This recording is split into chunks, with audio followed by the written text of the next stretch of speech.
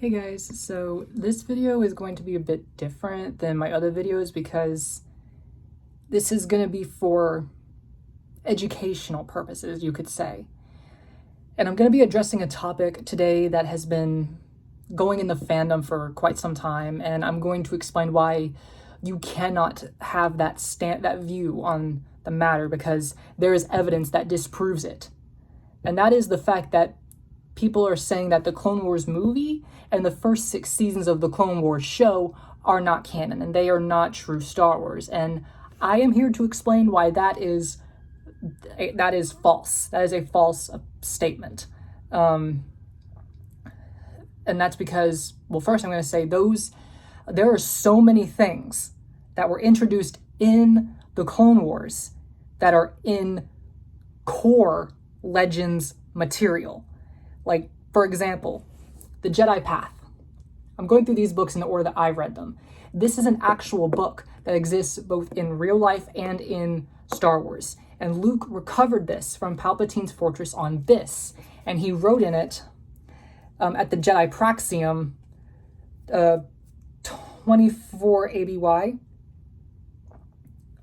And it has the initials of all the Jedi who wrote in it, and Luke's name is right here.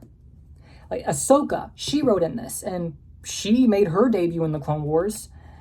And Ahsoka's actually mentioned in Luke's foreword in the book, and you can see Ahsoka's annotations are present throughout the book, and even in, I'm trying to find, well, Luke actually, like in this, Luke mentions Han, Chewbacca, Mara, Leia in his notes, and right here, this is a map of the Jedi Temple, and it talks about the one particular episode of the Clone Wars, the Holocron heist, and that's where Ahsoka stopped Kiddo Parasiti. So yeah, that's why it's in. And there are like it just goes through and talks about all these different things that you see in the media, like cutting the braid of. Like, it talks about cutting the braid, a Padawan's braid, which you see in the Clone Wars micro-series. When Anakin becomes a Jedi Knight, how Yoda slices it off real quick. And now we're going to the Book of Sith. This book, like the foreword is by Palpatine, and he talks about the episode of the Clone Wars where he tells, well, it's a preface, where he tells Dooku to eliminate like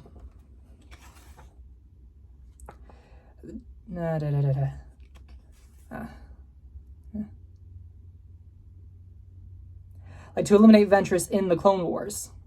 And it talks about Mother Talzin. She made her debut in the Clone Wars, and she actually wrote Wild Power, which is an entire section of this book. See, Wild Power by Mother Talzin. And Talzin talks about the things that you would see in the Clone Wars, like the Night Sisters' energy bows, weapons use, like the son and the daughter are mentioned in this. And that's significant because the ones, Mortis itself and the dagger of Mortis are all mentioned and talked about in Fate of the Jedi. Like, they talk about how Abeloth came into contact with the ones, and they muse like how she came to Mortis and think how the dagger of Mortis could kill her since it killed them. And it says that Luke actually thinks about Anakin's trip to Mortis, which happened during the Mortis arc in the Clone Wars. But in here, Mother Talzin talks about things that you see in, like we see in the courtship of Princess Leia. And Ventress, she makes her own notes and talks about things that happen. Like, there are things called the Test of Fury, which we see make its debut in the Clone Wars, and then it talks about like elimination of the test. And Ventress writes here in a note In an annotation, when the prize is to be a servant of a Sith Lord, elimination equals death. And the test of night is the second test that we saw in the Clone Wars when Ventress was attacking the Night Brothers when it was dark. And then the test of elevation is talked about where the pillars of the Crucible, which made its debut in the Clone Wars, mind you, rose up and down. And it's even illustrated right here. You can see the pillars. And it talks about things like the energy bow that we see the Night Sisters wield in the Clone Wars. It's right there. And that annotation I talked about when Luke said that he was on Dathomir, that the energy bows were rare. That's right there. And the Kuan Thor.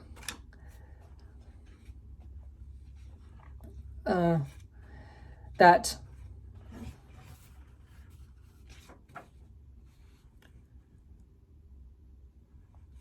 like the Kuan Thor that I talked about, like when I told you Talzin told a fabricated version of the story, this was Luke's annotation.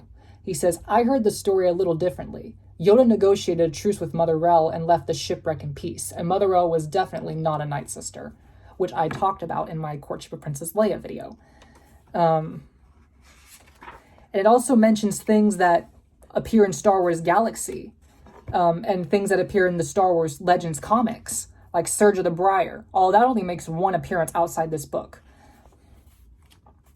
And it talks about the Shadow Killers, how they carry poison darts. The poison darts made their debut in the Clone Wars. Same with the Night Sister daggers.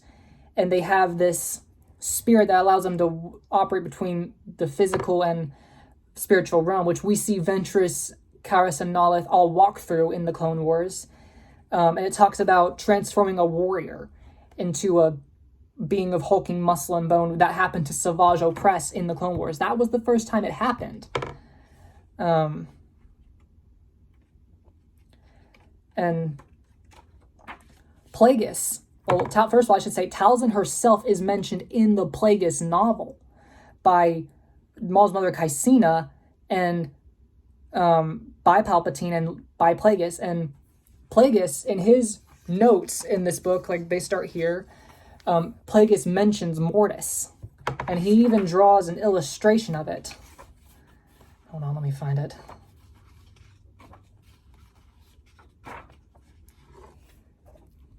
That's Plagueis' illustration of Mortis. So yeah, those things all appeared in the Clone Wars. And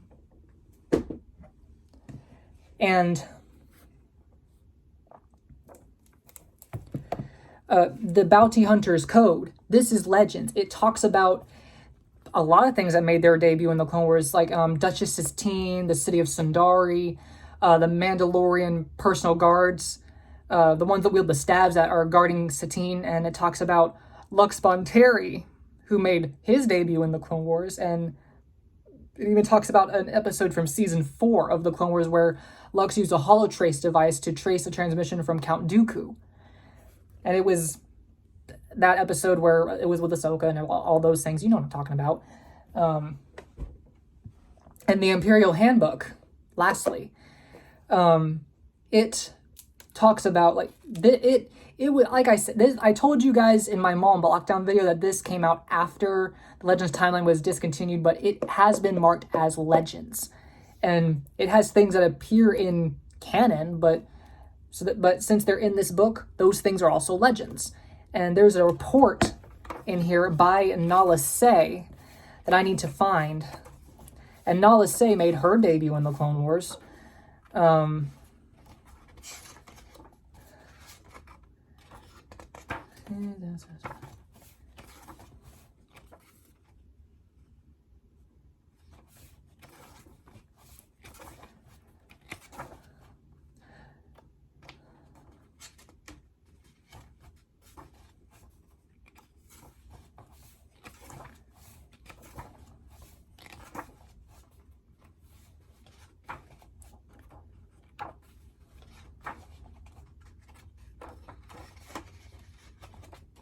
I hate that being so rough with these pages, but I don't want to take up too much of y'all's time. Come on. Come on, find it.